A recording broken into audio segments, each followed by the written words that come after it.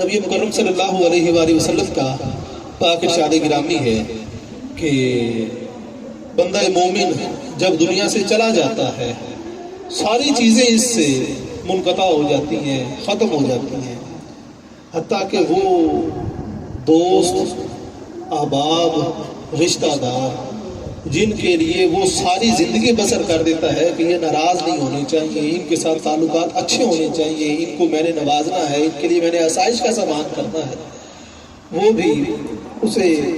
کندھوں پہ اٹھاتے ہیں اور کہتے ہیں کہ جلدی کرنی ہے، اور قبر کی دیواروں تک لے جا کے چھوڑ دیتے ہیں کہ اب اس سے آگے ہم تیرے ساتھ نہیں جا سکتے۔ آپ صلی اللہ علیہ وآلہ وسلم نے ارشاد فرمایا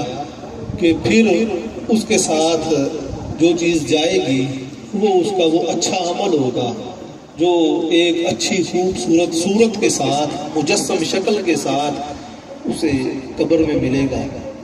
وہ پھر اس سے سوال کرے گا کہ تو کیا ہے، ابھی سارے چھوڑ گئے ہیں، تو یہاں پہ موجود ہے، تو وہ کہے گا کہ میں وہ تیرا اچھا عمل ہوں جو تو نے کیا تھا، اور آج میں تیرے ساتھ یہاں پہ موجود ہوں۔ رومی فرماتے ہیں کہ دنیاوی معاملات میں تو نے اپنے آپ کو مگن کیا ہوا ہے، اور ایسا مگن کیا ہوا ہے کہ تو اس ہیلے اور بہانے کے اندر ہے کہ ابھی ٹائم بڑا باقی ہے، 100 سال کی زندگی مجھے میسر ہے، ابھی تو 30 سال گزرے ہیں، ابھی ہیرا پھیری بھی کرنا ہے، کاروبار کے اندر اونچ نیچ بھی کرنی ہے، اچھی رقم جمع کرنی ہے، پھر بچوں کو تعلیم دلوانی ہے، تعلیم دلوا کے ان کی شادی کرنی ہے، ان کو کاروبار کروانا ہے، پھر اس کے بعد توبہ کر لیں گے اور حج کر لیں گے، اور پھر تسبیح ہوگی، میں ہوں گا، نماز ہوگی، اور مسجد میں بیٹھ جاؤں گا۔ آپ فرماتے ہیں کہ کیا تو یہ سارے کا سارا اللہ رب العزت کی ذات کے ساتھ ٹھیکہ کر کے آیا ہے کہ اس نے واقعی تجھے اتنی مہلت دینی ہے کہ تو یہ سارے کام کر سکے گا؟ دوسرا تیرے پاس بہانہ یہ ہے کہ جی بڑی کوشش کرتے ہیں، جی ہمیں میسر نہیں آتا، ٹائم ہی نہیں ملتا، جی کیا کریں، اللہ رب العزت کی ذات کے لیے کیسے ہم وقت نکالیں؟ آپ فرماتے ہیں کہ میں اس پہ تجھے سادہ سی مثال دیتا ہوں کہ تو اگر کھیتی باڑی کرتا ہے یا کسی کو تو نے کھیتی باڑی کرتے دیکھا ہے، تو جب وہ اس کے بننے سے کنارے سے گزرتا ہے تو وہ کھیتی، وہ فصل، وہ زمین اپنے حال سے اس بات پہ گواہی دے رہی ہوتی ہے کہ مجھے پانی کی ضرورت ہے، مجھے سپرے کی ضرورت ہے، مجھے کھاد کی ضرورت ہے۔ اس کا حال یہ بات اسے بیان کرتا ہے، مالک اس کا وہ چیز اس کو مہیا کر دیتا ہے۔ آپ فرماتے ہیں کہ تو بھی اپنا حال اس خالق حقیقی کے سامنے رکھ کہ مجھے تیری ضرورت ہے، تو اس کی طرف ایک ہاتھ، ایک قدم چل تو صحیح۔ حدیث قدسی ہے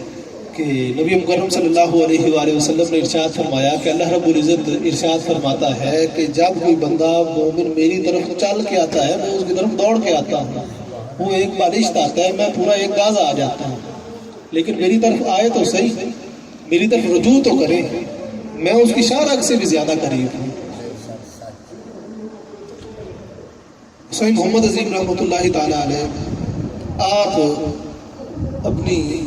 مجلس میں بیان فرماتے ہیں، آپ سے کسی نے سوال کیا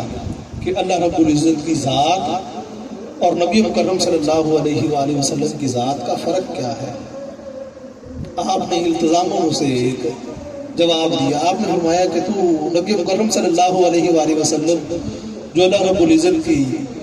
وہ ہستی ہیں کہ جو محبوب ہیں اور اللہ رب العزت ان پہ درود و سلام بھیجتا ہے، ان کا اور اللہ رب العزت کی ذات کا فرق دریافت کرتا ہے۔ اس نے تو میرے اور اپنے درمیان بھی فرق نہیں رکھا۔ وہ